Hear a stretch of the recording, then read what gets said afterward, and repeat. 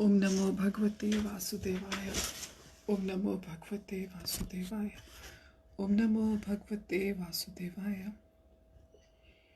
Welcome to today's live session from Bhagavad Gita as it is, by His Divine Grace, A.C. Bhaktivedanta Swami Prabhupada. We are on chapter 8 at the moment, discussing shlokas 9 onwards today. Mukam karoti vachalam pangam yat kripatamam madhe shri gurum din tarinam paramanan madhav Shri Chaitanyeshwaram. That's it. Verse 9. Kavi Puranam Manushasitaram Anuraniyam Samanusmared Sarvasya Dhatar Machinte Rupam Adityavarnam Tamasah Parsat. One should meditate upon the Supreme Person as the one who knows everything, as He who is the oldest, who is the controller, who is smaller than the smallest, who is the maintainer of everything, and who is beyond all material conception, who is inconceivable, and who is always a person. He is luminous like the sun, and He is transcendental beyond the material nature. Verse 10. Prayanakale manasa chalen bhaktya yukto yoga balena chaiva bhruvom madhye pranamaveshya samayak satam param purushomopaiti divyam. One who at the time of death fixes his life air between the eyebrows and by the strength of yoga with an undeviating mind engages himself in remembering the Supreme Lord in full devotion will certainly attain to the Supreme Personality of Godhead. Verse 11. Yadaksharam vedavido vadanti vishanti yad yatayo vitaraga yadichanto brahmacharyam charanti tatte padam sangrahena pravakshaye. Persons who are learned in the Vedas, who utter Omkara, and who are great sages in the renounced order, enter into Brahman. Desiring such perfection, one practices celibacy. I shall now briefly explain to you this process by which one may attain salvation. Verse 12. Sarvadvarani sanyamya manoriddhi niruddhya cha murdhanyadhyayatmanaha pranamastito yogadharanam. The yogic situation is that of detachment from all sensual engagements, closing all the doors of the senses and fixing the mind on the heart and the life air at the top of the head. One establish himself in yoga. Verse 13. Om iti ekaksharam brahma vyaharanma manusmaran yah prayati tyajan deham sayati paramam gatim. After being situated in this yoga practice and vibrating the sacred syllable Om, the supreme combination of letters, if one thinks of the Supreme Personality of Godhead and quits his body, he will certainly reach the spiritual planets. Verse 14. Ananya chetaha satatam yo mam smarati nityashah tasyaham sulabha partha nitya yuktasya yogina. For one who always remembers me without deviation, I am easy to obtain, O son of Pritha, because of his constant engagement in devotional service. Verse 15. Mamupetya punarjanma dukkhalayam shashvatam napanuvanti mahatmana manaha samsiddhim paramam gata. After attaining me, the great souls who are yogis in devotion never return to this temporary world which is full of miseries, because they have attained the highest perfection. Verse 16. Abrahma bhuvanalokaha punaravartino arjuna Mamupetya tu kaunteya punarjanma na vidyate. From the highest planet in the material world down to the lowest, all are places of misery, wherein repeated birth and death take place, but one who attains to my abode, O son of Kunti, never takes birth again. Verse 17. Sahasra yugaparyanta marhayad brahmano viduhu ratrim yuga sahasrantam teho ratra vido janaha. By human calculation, 1,000 ages taken together form the Brahma's one day, and such also is the duration of his night. Verse 18. Avyaktad vyaktiyah sarvaha prabhavantyar haragame ratraya game praliyante tatrevavyatasanghyake. At the beginning of Brahma's day, all living entities become manifest from the unmanifest state, and thereafter, when the night falls, they are merged into the unmanifest again.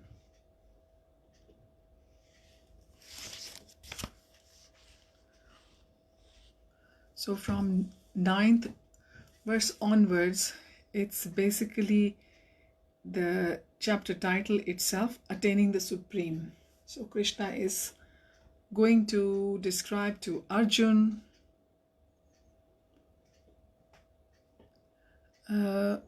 how the material world actually teaches lots of lessons to all of us, and when eventually we get frustrated with this world and we had enough of this world, and we have enjoyed our senses, we have enjoyed the sense gratification to our fullest, we do question ourselves that what's the purpose of our life?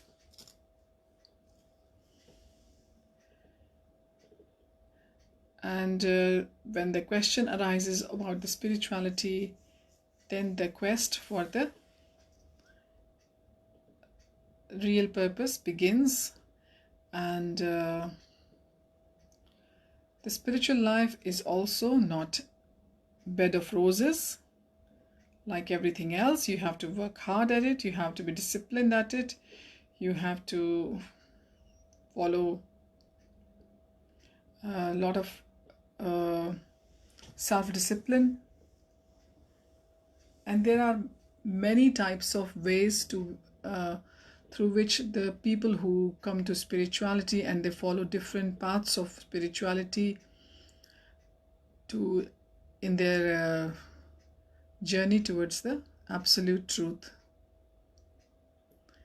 And once that ultimate goal or the destination is achieved or is reached, then the cycles of birth and death, they come to an end for that particular soul,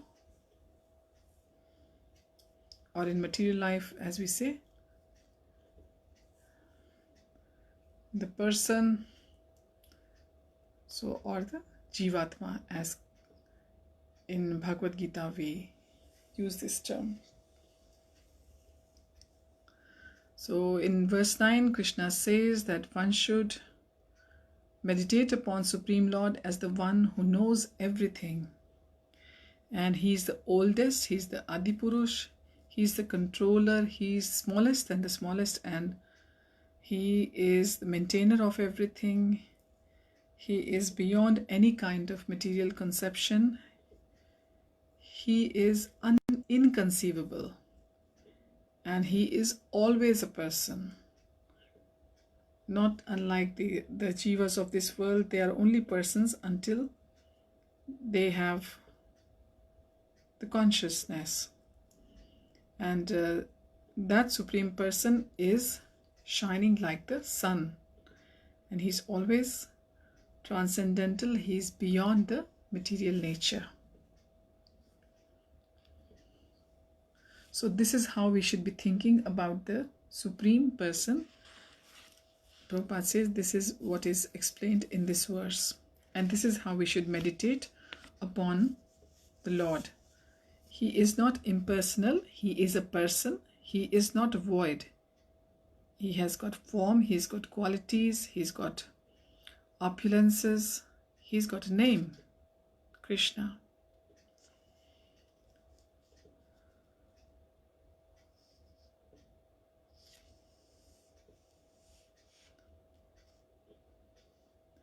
And the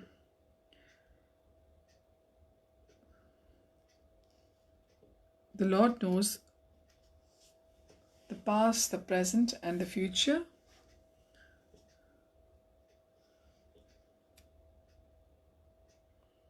So he's like a poet, Prabhupada says in the purport. He is inconceivable.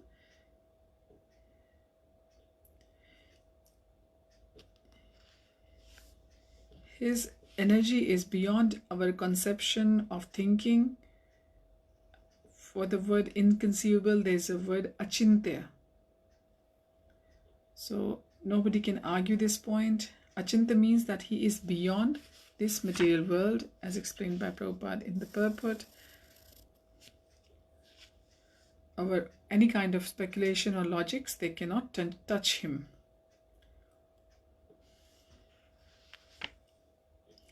The scriptures, Bhagavad Gita and Srimad Bhagavatam, they set out the principles, they set down the principle which will lead to our understanding of the Supreme. Verse 10 tells us that mind will only become peaceful in this material world when lust, anger, greed, etc. will leave us, and we will get the purification. So when these four vices leave a person, the person becomes purified.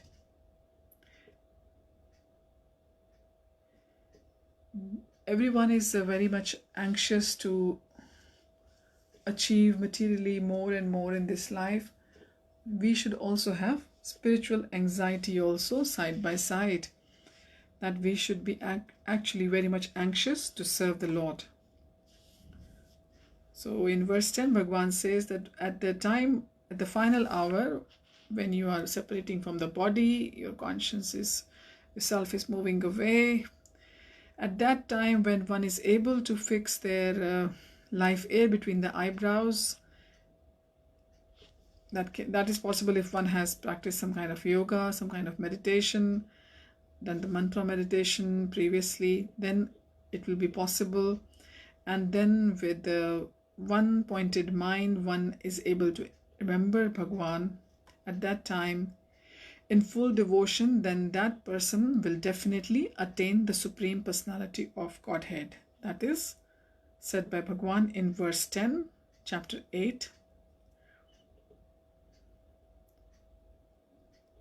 So the remembrance is also going to come by Krishna's grace. Krishna is going to tell us in chapter 14 about this. Prabhupada has already given us a heads up on this in the purport of this text.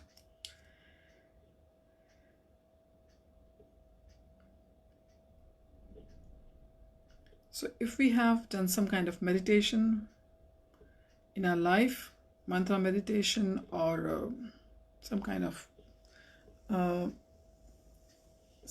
meditation at least, then only we will be able to get that kind of control at that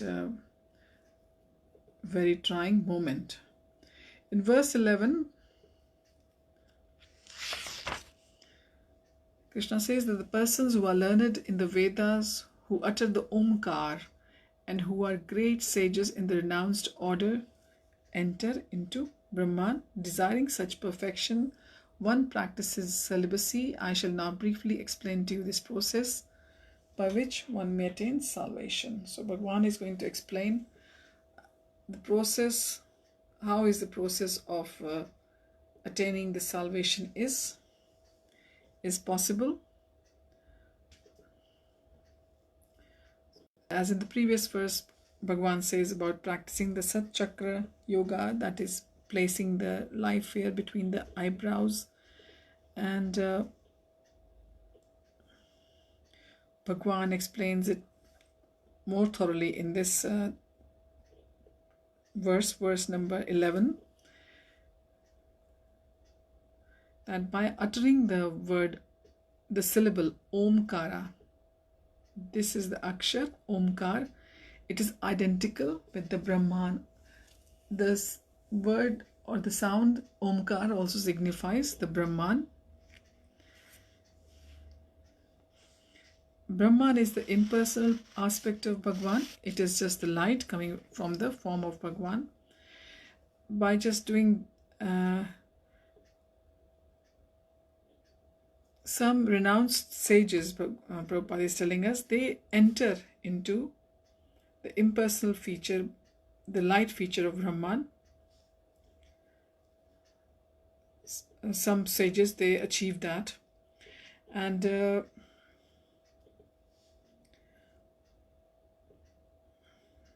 in the Vedic system of knowledge, the Om word is taught from the beginning, and the practice of the celibacy, brahmacharya, is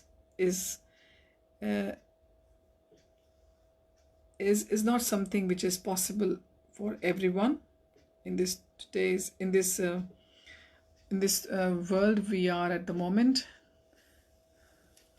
So how one is going to achieve that? So Lord Chaitanya actually has given us easier way for the age of Kali, the Mahamantra, which we can say and easily fix our mind on the absolute. So this is why we do the mantra meditation. We try to do in the morning, or as much as we can do in the morning, and maybe then later in the day, whenever you get time from your busy schedule of the material life. So this is possible, because in today's age, like Prabhupada is explaining the purport, the brahmachari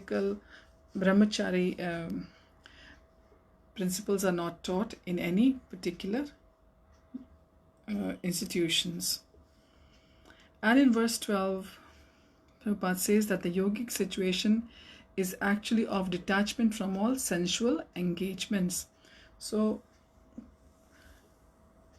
it is all about cutting off the sensual engagement of our senses, of our indriyas, our eyes, nose, ears. So when we are doing the mantra meditation, we are trying to engage our mind on the heart, and we are breathing also in a very systematic way, just by the virtue of chanting. So one can establish themselves in the yoga. But the kind of yoga Krishna is describing here in verse 12 is not very practical in this day and age. So by just doing the mantra meditation, and by just controlling our senses during that time of when we are chanting the Hare Krishna Mahamantra, we are somehow trying to focus our mind on the super soul in the heart, because our aim is that the mantra we are chanting is going through our ears into our heart, and super soul, the aspect of Bhagwan, how he's there within each of us in our hearts, is going to listen to our mantra recitation. And like we were saying yesterday, that actually super soul is the one who is giving us the consciousness as well, is giving the consciousness to our soul. So this is how we try to fix our mind in the Krishna consciousness, and this is the best way forward for us in this day and age to attain the Supreme. In verse 13, Krishna is further elaborating that by vibrating the sacred syllable Om, the supreme combination of letters, it is supposed to be then one thinks of the Supreme Personality of Godhead, and when they quit their body, they will certainly reach the spiritual planets. So the Om, the Brahman and Lord Krishna are non-different. Prabhupada tells us in verse 14, because they are all belonging to the same person, Supreme Lord. The impersonal sound of Krishna is Om, but the sound Hare Krishna contains Om. So this is very significant. Decoding Prabhupada has told us in the purport of verse 13 that the impersonal sound of Krishna is Om, but the sound Hare Krishna contains the Om syllable itself. So this Mahamantra is certainly recommended for this age of Kali. So when one quits body and at the end is chanting or hearing, or is able to somehow have someone around him doing kirtan with this Mahamantra, Hare Krishna, Krishna Krishna, Hare Hare, Hare Ram, Ram Ram, Hare Hare, that person definitely is going to reach the spiritual planets according to the mode of his or her practice.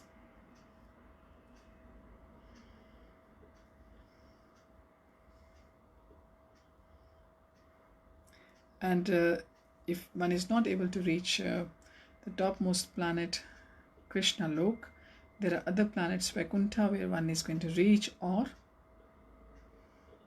and the ones who are impersonalists, who just think of Krishna as not a person, they think he hasn't got any form, he is only Nirakar, then those people, they only go up to the Brahma Jyoti, or the effulgence or the light part, coming from the form of Bhagwan. In verse 14, Krishna says that it is the easy method to attain him is by remembering him, is the method of bhakti. Any result of Ashtanga yoga can also be achieved by bhakti easily. So there is a lift and there is a set of stairs going around the building. The choice is yours. You want to take the lift, go from ground floor to the top floor in a matter of minutes, or you want to take the steps and take your sweet time in reaching the top floor. Bhakti is like a lift for all of us, and following the path of Ashtanga yoga is going to be like taking the steps from ground floor and trying to reach the top floor of our destination, which is the Supreme Lord. So we have to fix our mind. Krishna says in verse 14, O son of Pritha, because of the constant engagement in devotional service, you'll be able to remember me without deviation, and I'm easy to obtain. This is what Krishna says in verse 14. So the different processes of Karma Yoga, Jnana Yoga, Hatha Yoga, like we have read up to chapter 6, then they're all these yogas are done to reach the Bhakti Yoga eventually. But if you have got the Mahamantra in this Kali Yuga, which has been given to us by Lord Chaitanya 500 plus years ago, if we want to follow that, then we can bypass all the other yogas and come straight to the Bhakti Yoga marg.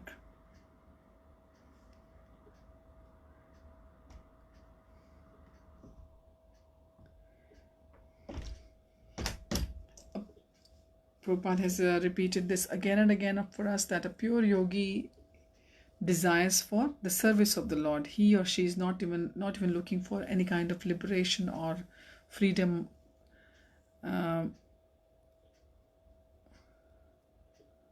or salvation from the material entanglement. A person in bhakti is aspiring to be able to become servant of the Lord in the higher planets, so that they don't have to come again to this worldly material planet and engage in all kinds of problems again and again.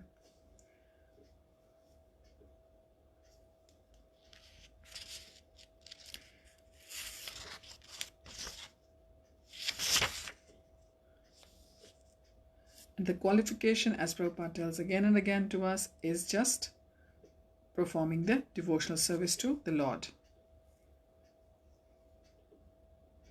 And you don't just have to be in the holy dhams or the holy places itself to be able to do the bhakti. You can do the bhakti wherever you are, however your situation is, however your stage of life is. So this is possible.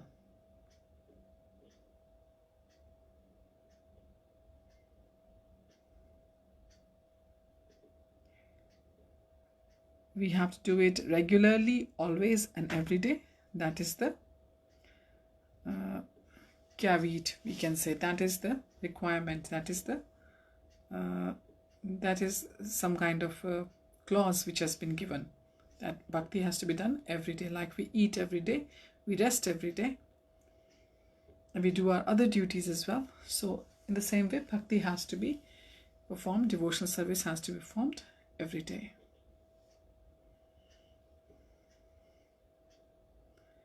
And the Bhakti Yoga, Prabhupada is reminding us again in the purport, is done in 5 different ways. The Shanta Bhakti, Bhakta, there's 5 kinds of Bhakti: Shanta Bhakt, Dasya Bhakt, Sakhya Bhakt, Vatsalya Bhakt, and Madhurya Bhakt.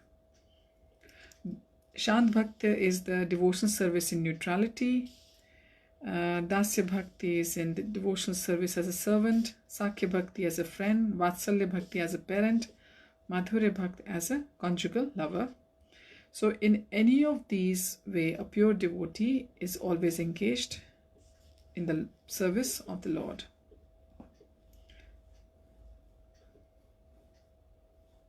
So as we keep following the path of bhakti, slowly one day our rasa in the bhakti will be revealed to us. Devaki and Yashoda and Nand Baba, they were in the rasa of Vatsalya.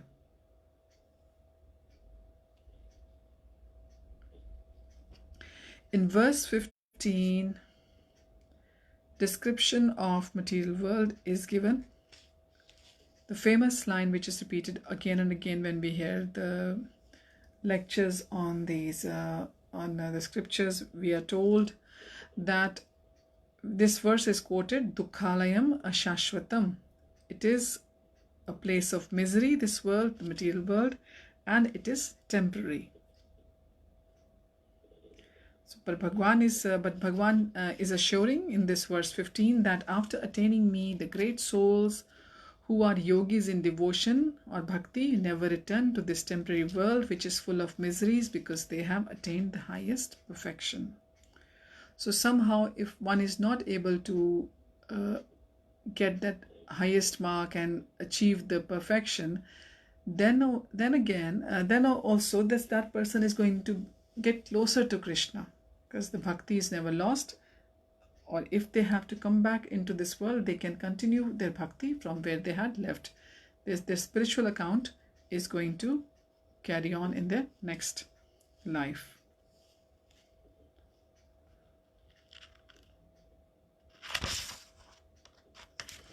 In verse 16, it is told again that the highest planet to the lowest planet down, all the places are of misery, of repeated birth and death. This happens, but one who attains the Lord's abode, which is beyond the material planets, there are 14 planetary systems, and we can have birth in any of them. But above the 14 planets, there is no misery. That is Lord's abode, and one who goes there never comes back to take birth in any of the lower planetary systems. Lower from the Krishna Lok. Krishna Lok is the highest. abode.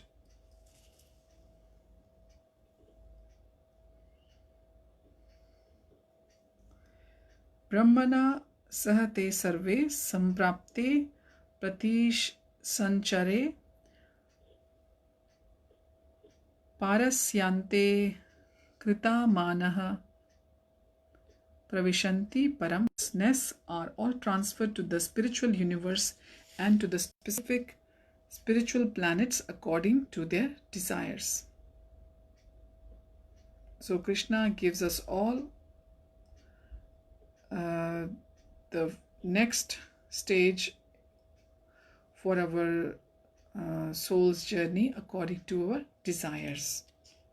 This is one thing Krishna has promised us all the time. But Krishna tells us what is the highest we should aspire for and how do we get to it as well. And in verse 17, Bhagavan is telling us the age of Brahma.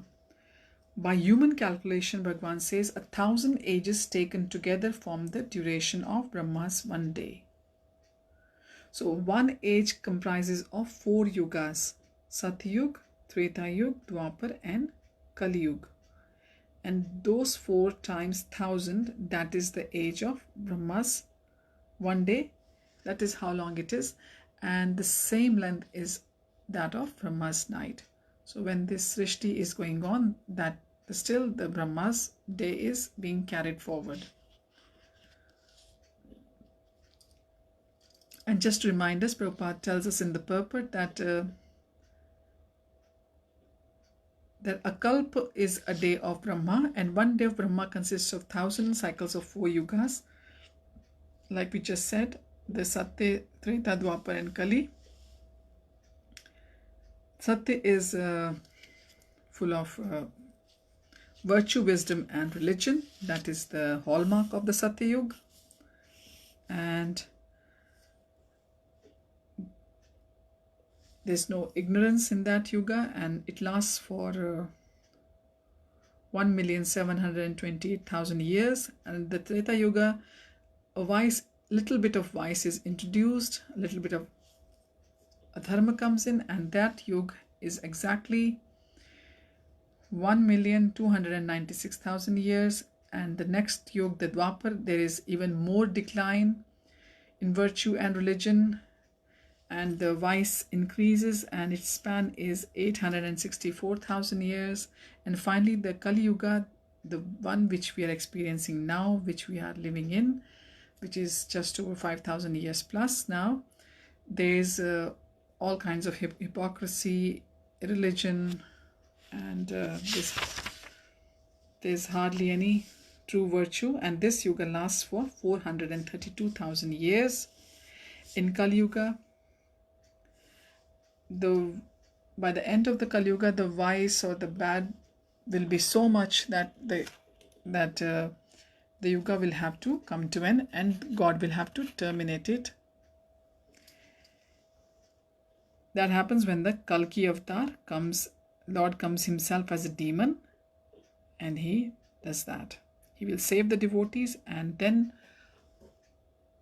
again in future another Satyuga will begin. And as long as the length of the Srishti is similar is the length of the time when there is nothing, it is all quiet. It is all annihilated, and all the spirits, they go, and souls, they are gone back into the Lord. So Brahma lives 100 of such years, and then he dies.